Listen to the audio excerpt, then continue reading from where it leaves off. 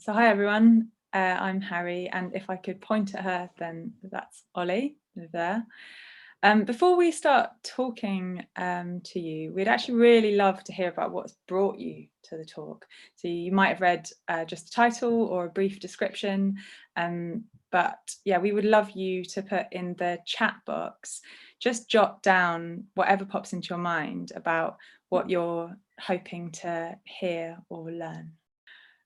Okay, great. So Kate said that because you're going to cycle in Europe later this year, which is brilliant, and what a great idea. Well done. We hope the borders are open for you. Yeah. Okay, so like a similar ride, essentially.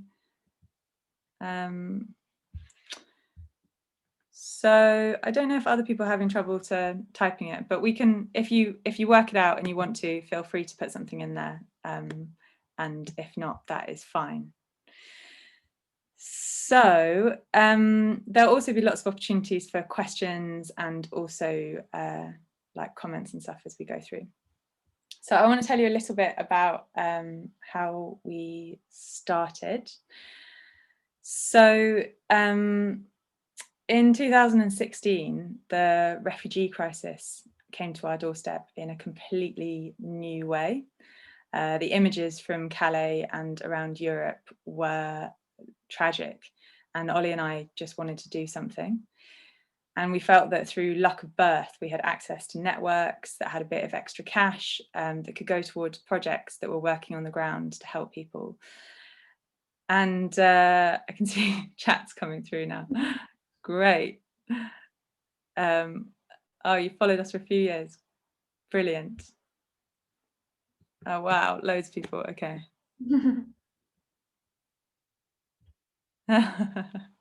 Okay, great. Nice to hear from you and hearing about long distance touring. Great, you're all in the right place. Those are all good reasons to be here. So we felt like through luck of birth, we had access to networks that actually had, a bit of cash, like nothing particularly special, but just that was a thing. And we wanted that to go towards projects that were working on the ground to help refugees. So with that feeling bubbling up inside us, we decided we could combine our very nerdy love of organising with our passion for adventure, and in the hope that by doing what we love and what we're good at, we could make an impact. And with that, we created a fundraising relay bike ride from London to Athens. And neither of us had ever organised a multi-day bike ride before. I remember asking like a cyclist friend how far would be a reasonable amount to cycle in one day. I then used their completely varying suggestions to map out a route that actually committed us to being in certain cities across Europe on certain days over a 6-week period with absolutely no room for error, which is pretty much a terrible idea, but it worked. And yeah, you can imagine that first year was like beautifully chaotic.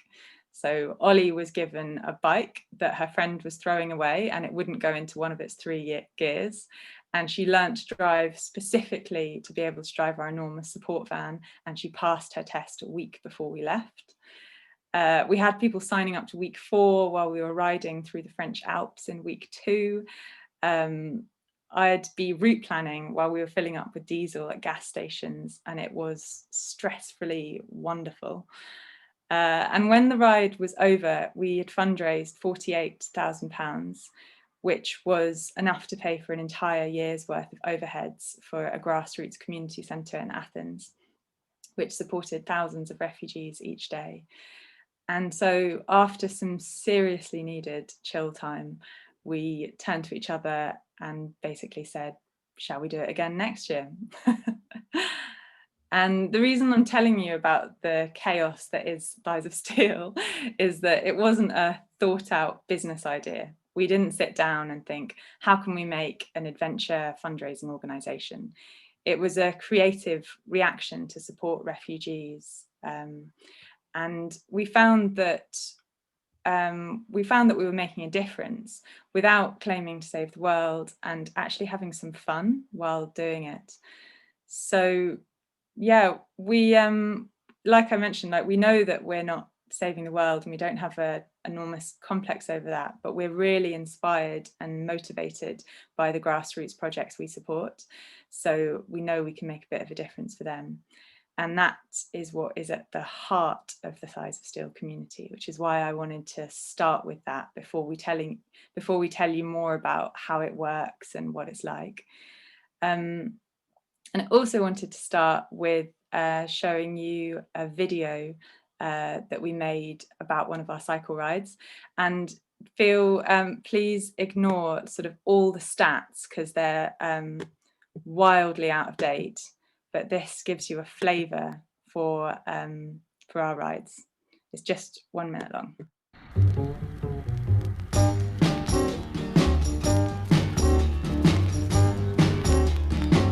I'm on my way now, and I won't turn back.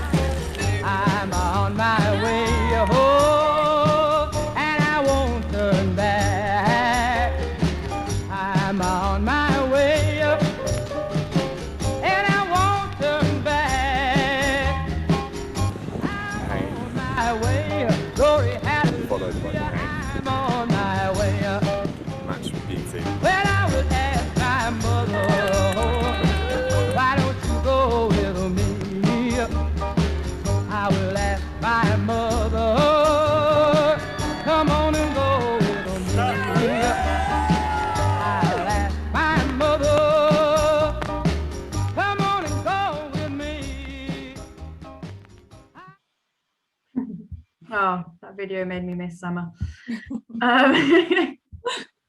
So as you could see from that, we run empowering and community building cycle adventures in which participants fundraise for Choose Love. And Choose Love are Europe's largest donor of grassroots refugee aid. They provide emergency support and long-term solutions where they're most needed. The rides are deliberately uncompetitive. We are accidentally but very proudly feminist and offer genuine adventure. The organisation is really small, we're purpose-led and independent, and our community of cyclists are so unbelievably engaged. We really see them as a big part of the organisation. Our main event that you just saw in that video is a relay ride from London to Athens. So each week, 17 cyclists come together to ride a leg of the journey, and each person fundraises a minimum of £500. And so far we've cycled from London to Athens 4 times. Every year we've gone a different route, and 80 to 90 cyclists participate each year. And in total, we've raised £483,000 through all the individual fundraisers. And we recently found out that it's Europe's longest charity bike ride, which is awesome. Last year, because of the dreaded you-know-what and why we're all online and not in real life now, we cancelled London to Athens. And within a few weeks, we created a new COVID-friendly challenge around the world in 40 days with Choose Love. And the aim was to collectively, but clocking up the miles alone, travel the same distance as circumnavigating the Earth, and of course, raise money at the same time. In the end, we had 550 participants. We went 2.5 times around the world, and we raised £133,000, which was way more than we'd been hoping to raise that year anyway. So yeah, it was great. I've just had the opportunity to look through some of the chat and just wanted to respond to a couple of things. Conrad, it's amazing that you've been around the world. I'd also love to hear about your trip. And yeah, cool that you want to think about riding for a purpose and in a group, which we're going to come on to later. And David, I have absolutely no idea what that plant is, but it's quite nice, isn't it? So I wanted to give you a bit of a flavour of sort of the balance that we strike between planning and no planning. So as a lot of you know, there are many ways to tour, and as there are different kinds of bikes. And at Thighs, we tread this like really fine line of pre-planning and zero planning. If you're going on your own personal bike ride, like across Europe, I mean, it's just totally a personal preference. Like you could not plan any of it, or you could plan all of it. It's completely up to you. But for us, because it's a relay ride, people join for a week at a time. So you know, if you say that you're going to be in Paris on, you know, the 5th of July, you've got to be in Paris on the 5th of July, because that's when people are arriving. And, you know, Paris isn't so intimidating, but when it comes to like, you know, being in Romania, actually like 7 weeks later on the day that you said, it becomes slightly more challenging. So what we do is that we, oh, someone's told me what the plant is, a cheese plant, thanks. What we do is we plan where we're staying at the weekends. So we know we have like an Airbnb or something like that. Whereas throughout the week, what we do is whoever is driving the van that day goes ahead and just basically uses their best like Albanian or Croatian or their universal language of charades to attempt to find somewhere for 17 sweaty cyclists. And as well as not speaking any of those languages, particularly not charades, very well, it's additionally challenging, because if you're driving the van that day, you're trying to explain that even though you're actually 1 or 2 people in a van, you actually represent 17 cyclists. It's quite a confusing thing to try and do. There's no charades game that really makes that work. But surprisingly, it really, I mean, people are generally so hospitable. In general, as a vague rule of thumb, we have found that the further south in Europe you go, the more hospitable people are. I'd say when we're in Northern Europe, we expect sort of 4 no's and then a yes, and we just prep ourselves for that. And then as you get down, you know, sort of Bulgaria, Romania, Greece, it's generally people give you a really weird look, and then you realize that they're giving you a weird look because they're like, of course you can camp here. Like, why are you asking me? So anywhere you are, people think you're weird, but it's for different, nicer reasons as you go further south, I'd say. And yeah, so this has got us in some pretty weird and wonderful situations. Like we camped on an oil field in Albania and played a game of football with a whole village full of young boys. Or also a very charismatic person we met was Spiros in Greek, who proudly showed off his crossbow collection and then really, really didn't want us to leave the next day, like really didn't. It was quite full on. Or a very generous French man whose name we'll never remember, who took us into his donkey sanctuary when we arrived unannounced and soaking wet. All he did was he brought out these enormous wheels of cheese that were as big as his children, and these beautiful homemade spirits. So yeah, the hospitality we've had has just been amazingly inspiring, and that balance of having some structure so people know that you're going to be where you say you're going to be, but also having this genuine adventure is quite a special thing for us. Yeah. I'm just going to quickly answer Stephen's question, who's always wanted to cycle from the UK to Athens and wondered if anyone cycled the whole way. Depending on the length, there is a core team that cycles, well, we half cycle and half drive. So the core team is about 5 people, and they take it in turns to drive the van and to cycle. So actually the last year we did such a long tour, and it was 9 weeks, that nobody did the whole thing. But quite a lot of people come for a couple of weeks and then go up, then continue on their own tour, which is quite nice. You get the support of the group for the first few weeks, like to build your confidence, and then you can do your own thing for the rest. And if you are doing that, cycling the UK to Greece, we have a few routes that we can help you with. So yeah, we've cycled 4 different routes, which means we have just about gotten to grips with the geography of Europe. We've cycled through 15 different countries, and people often ask us what our favorite country to cycle in is, and I find it basically impossible to answer.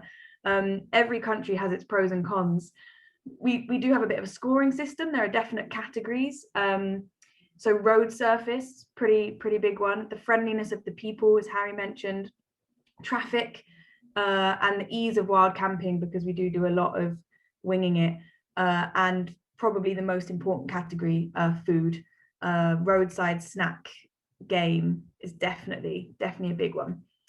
Road surface and traffic, we find, often don't go like together. So the less traffic you have, the worse the road surface, which was particularly apparent in Albania, where there are no motorways. So it means that whatever the biggest road in the area is, that's where the big lorries are and all the freight traffic. And one day we set off and we were on quite a big road and the route took us off and we were like, oh, brilliant. Tarmac was getting slightly worse, totally worth it. And as we kind of kept going down smaller roads, we just ended up on a really stunning road that was just boulders. And we are not on mountain bikes, we're very much on road bikes. So, you know, we slowed down to about 5 kilometers an hour. And it's never fun when the number of daylight hours are reducing, but the amount of kilometers you have left to do that day are just kind of staying the same. Eventually, we did get back to tarmac and we were in serious need of a cafe stop. So we carried on cycling and then we saw one on the side and we all piled in, met with stony silence and stares from a room full of Albanian lorry drivers. We had come across a lorry stop, and that week our group were predominantly female, and you know, didn't seem like they'd seen a group of 15 British people in lycra before. Pretty surprising, but as is often the case, the initial shock wore off quickly and we all went back to our lunches. And then we thought, okay, well, we have to try and figure out if our route is tarmacked or not. And charading tarmac is incredibly difficult. We ended up with like one of us lying on the floor, like trying to be smooth and someone trying to be bumpy, and just, yeah, in the end we got our decision and we ended up on the big road for the last 50k, which wasn't ideal, but we got to our end destination in the end. So I guess, you know, the main thing is just the route you plan is so often not the route you take. What you think will be a beautiful flat valley is in fact a main local road, and you head into the mountains and you think, oh God, all the climbing, but actually it's beautiful and you get mountain lakes, and yes, you have the ups, but you also have the downs. No matter how much you plan, these things just change all the time, and every country has its own special thing. The forests of Slovenia were breathtaking. The people in Greece, as Harry mentioned, are so generous. You can't turn the corner without people offering you cake. Croatia's beaches are incredible to sleep on, and Italy's bakeries are a salty, oily, carby heaven. And yeah, the numerous mountain ranges, they're tough, but they're all just so unique and special. I've kind of ended up wondering why we only have one word for mountains. But yeah, we've cycled through 15 different countries, and I'm going to list them, not to brag, but just in case you have any country specific questions, please do ask them. We of course can only talk from our experience, and with some of them we've only gone through certain areas, or you know, some even basically just one road, but we'll do our best. So we've cycled through the UK, France, Italy, Luxembourg, Slovenia, Croatia, Montenegro, Albania, Belgium, Germany, Austria, Hungary, Romania, Bulgaria, and Greece. Yes, if anyone has any questions about those countries, feel free to ask them. Not any questions, cycling questions. Can tell you one bit of advice for free, which is that cycling through Romania in early August was very hot for us. Average kilometers per day. Mm. We'll talk about that a little bit later, but it actually varies week by week to try and make it as inclusive as possible. Bryony, you've just asked an interesting question, not so much about the countries, but maybe I'll answer it in case someone's typing at the moment. You asked how our work is proudly feminist, and it's a really interesting question. It's really subtle. It's always been women at the core of the organising team for Thighs of Steel, and we're the ones inviting people to come, and predominantly, and that we've had the feeling that that's really created space for a lot of women. So whereas cycling is often seems like quite a male sport sometimes, there just seems to be a culture that's different in our rides that is very collaborative, and that a lot of men really enjoyed that as well. We generally have about half men, half women on average, but for a cycling specific organisation, it seems relatively unusual to have that many women along. And also just one-to-one, we've had a lot of women, I've had a lot of women coming up to me and saying, I never would have joined this if I wasn't invited, if the core team weren't women organising it. So I think it just can create space for people to realise that actually this is something that they can do and that they're welcome on. Which country in your experience has the most disrespectful drivers? Ooh. Italy's not great. Yeah, we've had some bad experiences in Italy. I think often like skinny roads, fast drivers, potholes. France is my favourite, to turn that into a positive. France is my favourite for sure. Yeah, France is great. People often just drive onto the other side of the road to give you room. It's like they treat you as the size of a car. It's amazing. Yeah. Highly recommend Serbia. Yeah, we would love. That would be amazing. Really. Any interesting foods along the way? I'd say that southern Europe, along sort of Albania and Greece, and also in Romania and Bulgaria, often have, you may know them, but they've all got their own versions, like borek or a spanakopita, which is sort of spinach and feta, and it is just piled with grease, like piled. Yeah. And if I eat one when I'm not cycling, I can probably get through a couple of mouthfuls and feel like really heavy, and like I need to share it with someone. And if I'm cycling, I can consume multiple. It's just endless. They're the perfect cycling snack. Yeah. Also in Bulgaria, there's loads of honey. There's so much honey around every corner. So we just ended up with so much honey, which in the morning was amazing. Repairs. How do we manage repairs? Is it done by the organisers or the responsibility of the individual? It is the responsibility of the individual, but you will have masses of support. So in the van, we have all the tools and bike stands and stuff like that. And the core team often have like knowledge about bike maintenance. So we won't do it for you, but we will happily do it with you. Okay, a couple more good questions come through. So Ian's asked which country has the most aggressive bicycle chasing dogs, and obviously we can't compare because we haven't met all of the dogs, but we have had one bad experience in Romania where one of our cyclists got bitten by a dog. They they find it a very freaky thing to see humans gliding along on two wheels, and fair enough, really. And anyway, she was fine, luckily, and the dog was fine. But barking dogs are difficult. And I think the bit of advice that's worked for us is that if you're cycling as a group, to be unified about your approach. So some people really wanted to, be aggressive and like scare the dogs, and other people, like myself, wanted to stop cycling be calm and walk past, and then the dogs calm down as well, because generally they're just freaked out about the bicycles.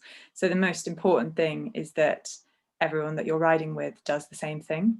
Yeah, and we've definitely found that getting off and walking past with your bicycle between you and the dog to be like, well, in my experience, it's been the most effective.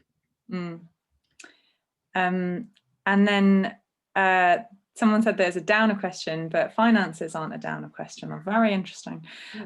So yes, it's a really good question. It was, how do the finances work? Does all of the money raised we go to the trip? Does the money we raise go to the trip, or does it go to the charity?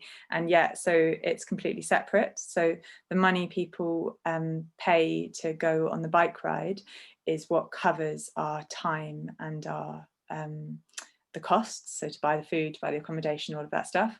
And for a trip like London to Athens, that's been generally £385 for a week, for like all accommodation and food and all that sort of stuff.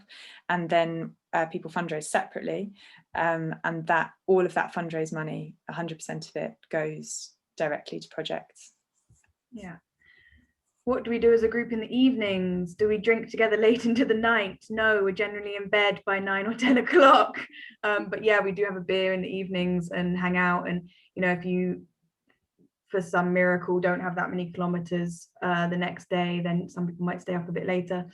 In general, we try and start as early as possible. That's partly because we cycle in like spring, summer, and it's hot. So the earlier you start, the less of heat you get.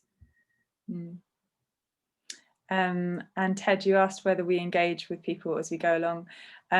In the first year, I did think that we might be able to do that. And actually, sometimes we have stayed at refugee projects and so on. But really, the purpose of our adventure is to fundraise. And so we designed it so that it's a relay, and so that 1 week was a real challenge for people. And some weeks are much shorter than others, so it's about choosing what's personally right as a challenge for you. But what that means is that you have this amazing experience and have this real physical challenge, but you don't have lots of room to do anything outside of it. Like, it's a very consuming group activity. So it's the awareness aspect comes from fundraising and standing up and telling people that you care about it. Yeah, I guess we engage that, like our hosts, we're often hosted by locals, so then we engage a lot with them. So should we carry on a little bit and then come back to some questions as we go along? Thanks for all your questions, by the way. This is great, because the most important thing is that this is useful for you. So that's really cool. So, well, maybe I'll hear a little bit, perhaps in the chat box, about how you feel about riding in a group, or if you haven't ridden in a group, how you would feel about riding in a group if you were to. Because obviously a lot of people here are probably solo cyclists, and it's quite a big difference, and I'm going to go on to talk about it, but I'd really love to hear what it makes you feel.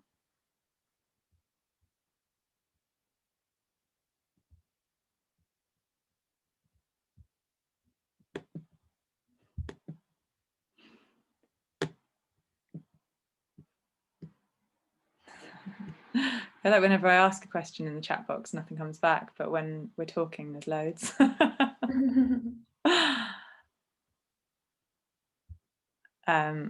Okay, yeah, coming through now. Never cycled with more than one other person for short periods. Yeah, exactly. One other person is it's still different to doing it on your own, but it's different to being in a bigger group. Nervous about people seeing you at your worst. Yeah, thanks for sharing, Bryony. I think that is what a lot of people really fear, and part of what makes it beautiful, and I'm going to go on to talk about that. Makes you feel part of something bigger, Laura. Yeah, totally agree with that. Really feeling anxious about being slow. I can't even tell you, it's everyone's fear. Everyone. Even the strongest cyclists fear it. It's practical point about like having warnings, because it can be it can feel really good riding in a group, and it can feel unsafe, so you've got to be clear about that. Yeah, mostly solo. Yeah, that's a really good point, Grace, about you have amazing conversations on bicycles. It's really sort of freeing, isn't it? Yeah, really hard to stay together, and there are different abilities. Yeah. Always the slowest going uphill. Yeah, it's good to do hills at your own pace, isn't it? Okay.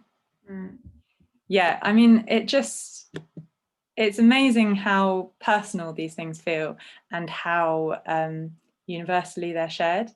And we feel it at the beginning of every week when people arrive and they've come and they've joined us in Nice or Rome or whatever it is, and the sort of nervous energy. And it is literally like, you can tell everyone is thinking, what on earth have I done? I have made the worst decision of my life. I've arrived here and I'm going to be the slowest. I'm going to be at my worst. I don't know who these people are. And then you see the sort of arc of the week where they've done a couple of days, they've realized they've survived, they've started making friends, and then by the end of the week everyone is so unbelievably bonded. It's an amazing process to go through.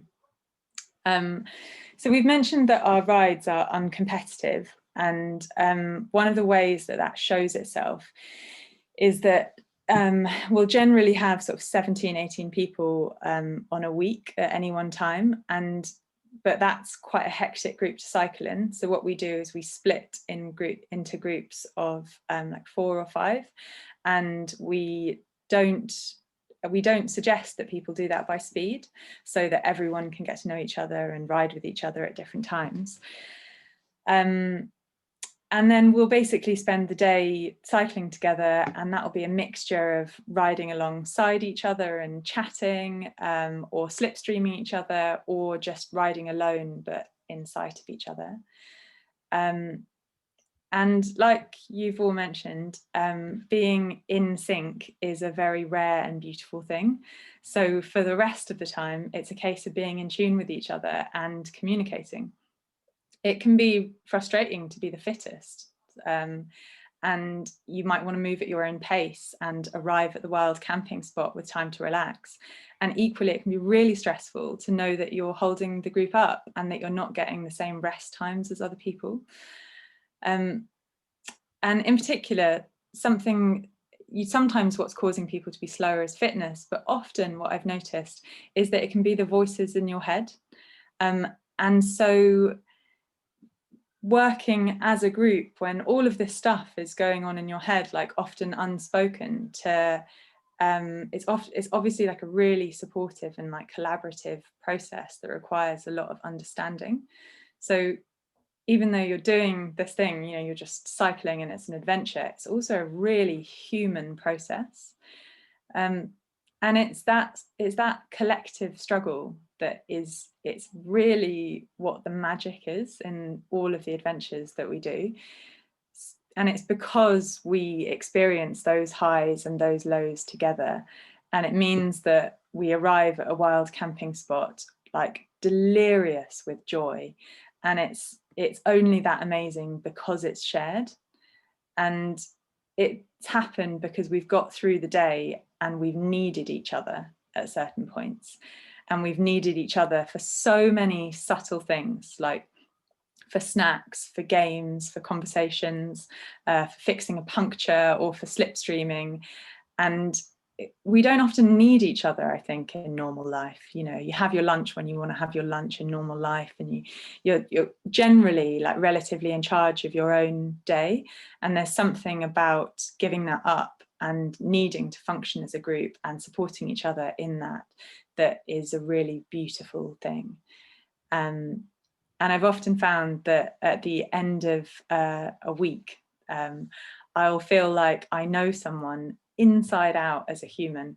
I know them at their highest points and their lowest moments, but I have absolutely no idea what their job is or where they live, which is actually my favourite way to get to know someone, so it's perfect. So for me, I mean, I can only speak from my personal experience. Like, whilst I love the freedom and the of the open road on my own, it's this magic that makes me so passionate about collective adventures. Yeah. So yeah, we're a really tiny organization in terms of our core organizing team. We do often feel bigger because we do have such an amazing community around us. And that first ride that Harry was talking about at the beginning was basically an extended friendship group. But every year, more and more people have joined, and it's grown beyond that. And amazingly, whilst the community does grow, it still really holds that extended friendship feeling. And because, as Harry mentioned, when you do need each other in those situations, you just bond so quickly. We have quite a few volunteers as well, and the line between volunteer and participant is often blurred because many of our community are so active in making Thighs Still happen. So from video editing to party planning to business advice, a lot of people help us out. And many people just come along for the ride, which is also absolutely fine and brilliant. We are cyclists. We don't always love to use that term because when you say like, oh yeah, I'm a cyclist, people tend to imagine that you have matching lycra and you know your personal best and you leave a trail of energy gels. And although, yeah, we do wear a bit of lycra, it's pretty practical. It took me a few years to come around to it. It definitely doesn't match. I've no idea what my average speed is other than medium. And I'd only have an energy gel if I thought I'd pass out before the next bakery. So yeah, we are a community of cyclists, but there are just no rules as to what that means other than you can ride a bike and you're up for an adventure. And adventure and challenge is different for everyone. So we try and make sure that there's a week for every ability and experience level. So every week on Thighs is different. People can choose the week that will be a challenge for them. For example, week 1 is often flatter with not as many kilometers per day. It will be around like 50, 60, 70 kind of kilometers a day. And there'll be less wild camping. Week 3 is often a pretty mountainous one with lots of climbing and long days. And then, you know, other weeks like week 6, for example, might be a mixture on the cycling side, but nothing will be planned. We will have never done the routes before, and they'll possibly be in countries that we've never been to. So they're for people where the adventure side is a bit more their thing. For many people on Thighs, it's the first time they've cycle toured, or it's the longest they've cycled, or they're season tourers, but they might find the group aspect the challenge, or having a set destination and time frame. What makes it a challenge is really personal to everyone, and we make space and show support for whatever that may be. The community has set itself up as well to meet regularly in the UK as well. So one person did ask about training rides and stuff. 1 year after we got back, a group of people who had been on the ride just didn't want it to end. So they set up the Thighs of Steel Cycle Club. We put the word club in inverted commas because it's pretty chilled. The most active one is in London. There's a smaller and even less organised one in Bristol. And there's a very tiny Thighs contingent in Sheffield who also organise occasional rides. And if anyone wanted to set up another club, you're welcome. The London club rides are on the last Sunday of every month. And we have 2 groups, the Keen crew who do about 80 to 100k a day, and the party crew who do about 50 to 70. We try and meet up at the end. Sometimes it happens, sometimes it doesn't. Of course, at the moment, they are on hiatus, but we do really hope to ride together in the not too distant future. And at the end of this, we'll put all the links to everything in the chat box. I can actually put them in now, and then I'll put them in again if they get missed. So that's, if anyone wants to stay in touch, there's ways to sign up for things. And we'll answer some more questions at the end, but Sharon, I thought we'd just answer yours while we're talking about the community. You asked what is the average age of our riders? It's a good question. We've probably the average age, or the median age, would be 20s and 30s, I'd say, but it's a real range. It's definitely not cliquey. The youngest cyclist we've had was 18, or maybe just turned 18, and the oldest cyclist we had was 80.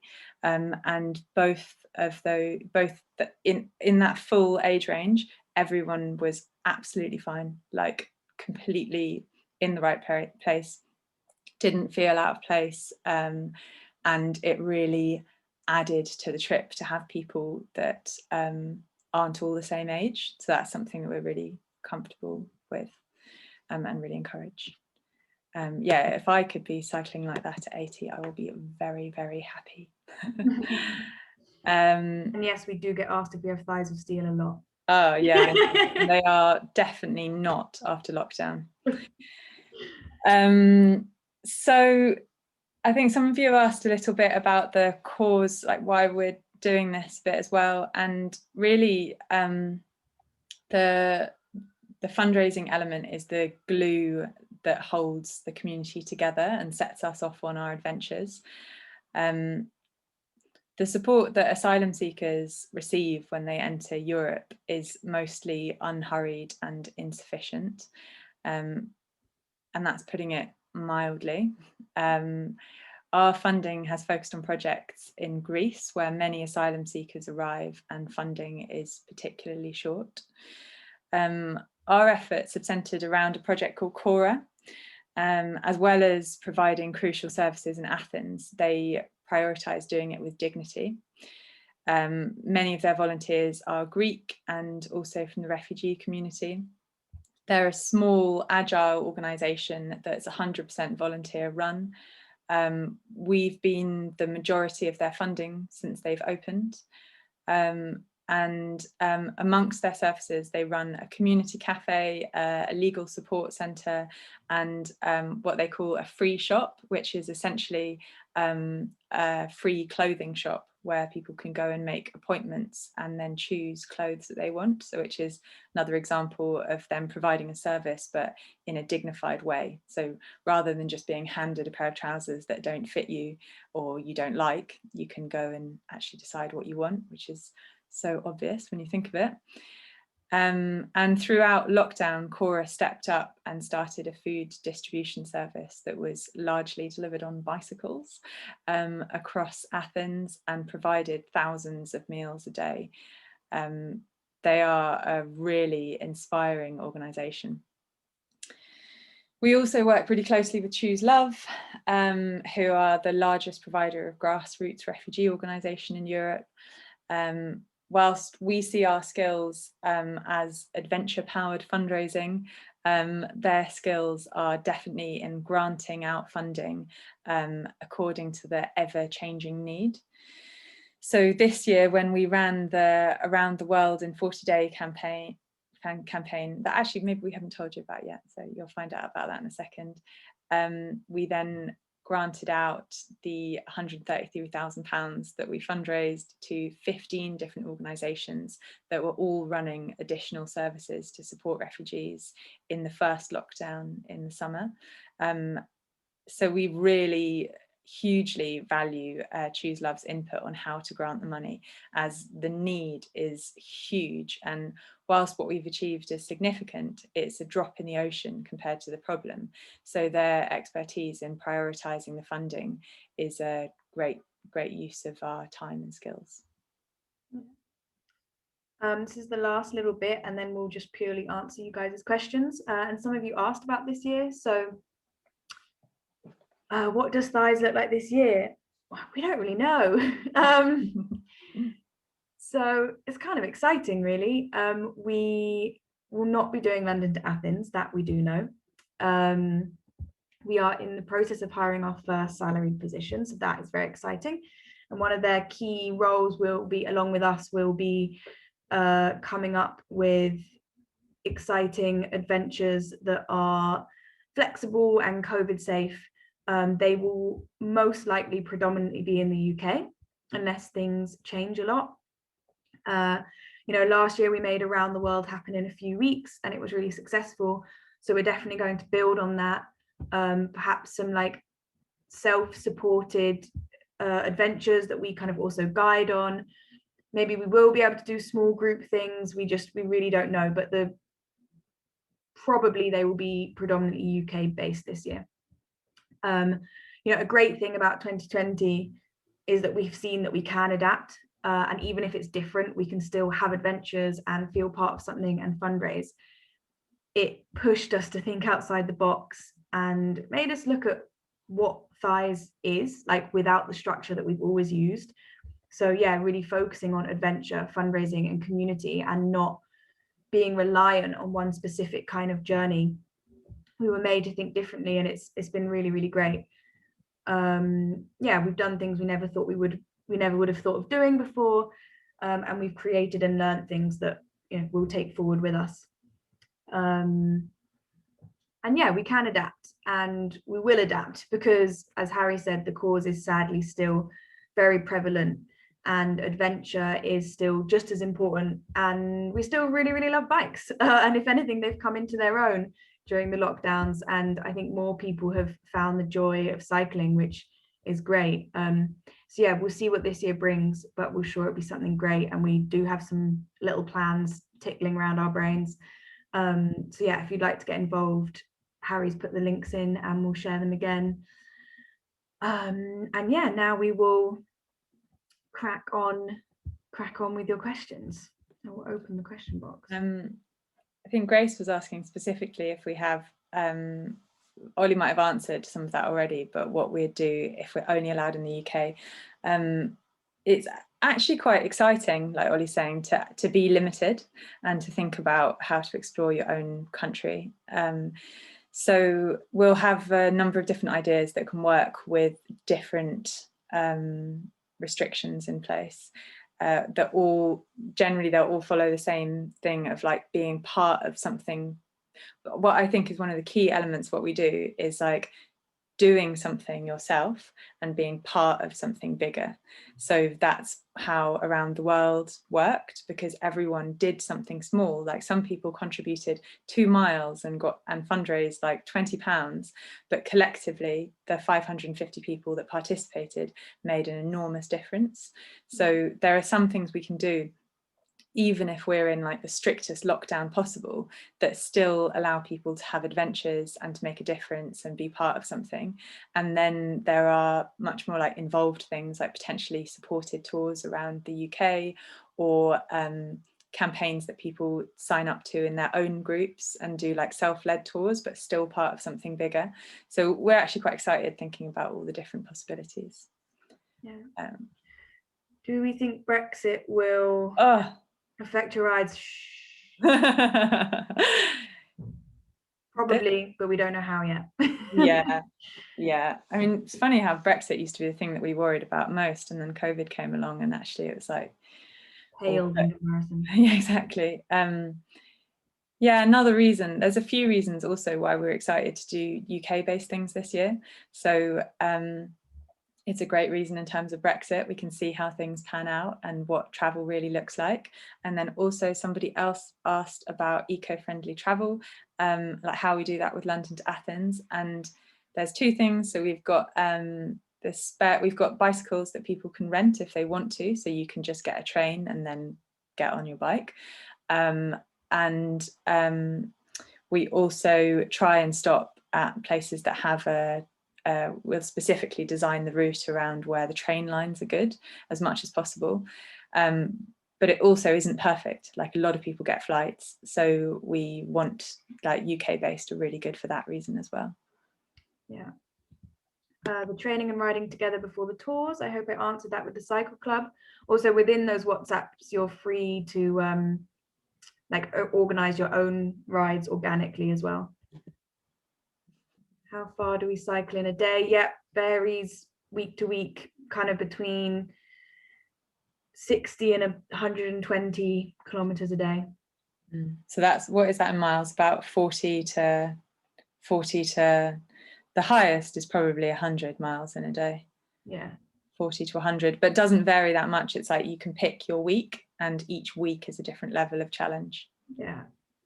Have we linked with local riders along the way, like school groups and cycle clubs? No, we've always thought about it, and because we organize this kind of around our other jobs and life, we never have. Yeah, it would be an interesting thing to do. School groups might be tricky. We tend to be quite focused on the challenge. Yeah, it would be a fun thing to explore. Oh yeah, and someone asked whether there's a back marker to scoop up any lost souls. So as part of the way we ride together, we ensure that there aren't any. So you always ride as a group or within sight of each other. If someone really wanted to, for instance, if someone wanted to go up a mountain at their own speed, we'd either suggest, and if that speed was slower, we'd either suggest they stick in a pair, or what we might do is, like, I might, or someone else might, just hang back, and then after sort of 10-15 minutes or something, then go up, so that you're always behind someone. But it's always considered if you do that, so that you don't like lose someone in Slovenia. Yeah, you always look out for the person behind you. If they're not yet there, you stop. Exactly. Food. So the van team cook, so that's pretty great. And other jobs have a rota. All the food is vegetarian, but you are free to buy meat if you would like to along the way. Yeah, so then the other jobs are like washing up, and making breakfast is done by everybody. Can't even remember the other jobs now. But yeah, so there is a rota for some things. We actually introduced the rota not because people weren't doing things, but because people were doing too much, and nobody was taking any chill time. So we created the rota so that you knew when you worked, when your name wasn't on the board, then you can just chill. And Max, to answer your question about the effectiveness of the project, so so that's why I was saying that we work with Choose Love, because they are the largest donor of refugee aid for grassroots projects. So it's exactly what we're doing, but they do it like, you know, more than anyone else in Europe. And they have people on the ground, so living in Athens, like working in the refugee camps, and have this overview project of all the different projects and what they're doing, what the local needs are, and what those things should cost, and have that ongoing monitoring and evaluation that we really value, because we really care about where the money goes, and we think it's better if we don't try and do everything, and we work together alongside other amazing organisations. Yeah. Do you carry your own kit, or does it go in the van? The van takes everybody's like overnight stuff. What you need for the day you take with you. Everything else is in the van. And what's the best way to support other than a donation and participation? Tell your friends. Yeah, tell your friends, definitely.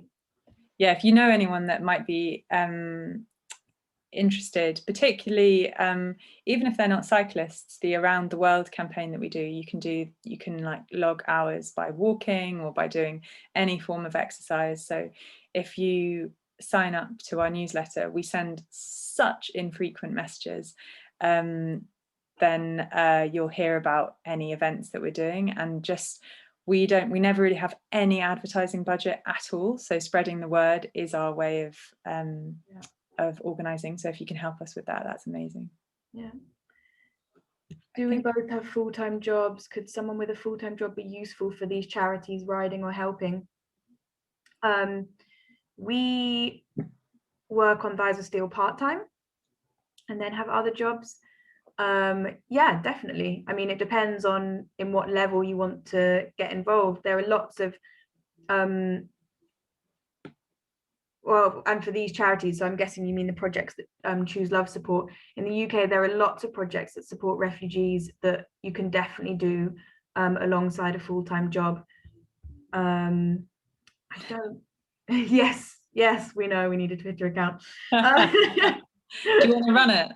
Yeah, if you want to run it, that's a way you can help us. Social media. Okay, it's 7 o'clock, so we should probably stop rabbiting on. I feel like it's the subject we could talk about forever, and if no one actually closed us down, we'll talk about it forever. Rich is here. Hi, Rich. Hi, Rich.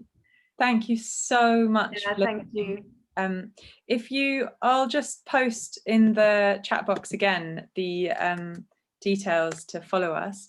But if you want to email us, I'll also put our email address. And if you have any ways that you want to connect or any questions that you want to ask, that would be great. Yeah, it's been really nice speaking. I'm seeing lots of names that we know popping up. So yeah, nice to know you're here. Yeah, thank you. Great. All right, I'm gonna end it. Yeah. Bye guys, have a good evening.